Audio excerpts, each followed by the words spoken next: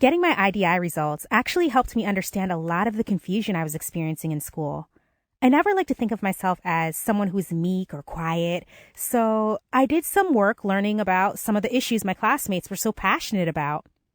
I'm never going to be a political science major, but it was cool to learn a bit more and to realize that a lot of international conflicts that are very far away to me could be much closer to home for people who were sitting in the same classroom as I was. Since I've spent a lot of time in social justice efforts, I assumed that I would be very culturally competent. I did some reflection and I realized that I can be way too hard on my own culture and that sometimes I idealize people from cultures other than my own. I've started to think about some things from my own culture that I do like. Also, I really try to see areas in which people from different cultures have experiences and values that are similar. Everyone says that college is one of the most important experiences of your life, that it changes you as a person, and I couldn't agree more. Growing up, I very much felt a part of a strong minority community, and it was a very positive experience.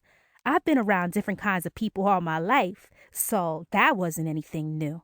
What was new was how similar everyone else is, and just how different I am. Not only that, but it just feels like people expect you to fit in and be like everyone else. There's pressure to not be too different. I know that my experience as a student is quite unique and that I am doing my university work in a country other than my home country. When I'm around people from the host country, I may not act any differently than I do with members of my own group, but I'm aware that my behavior is sometimes interpreted in ways I did not intend. I identify myself as bicultural. Because I have lived my life in between different groups, I'm not surprised at my IDI results. I've worked hard at learning more about myself and why I act the way I do. I'm also sensitive to how authentic my efforts are at bridging different cultural communities.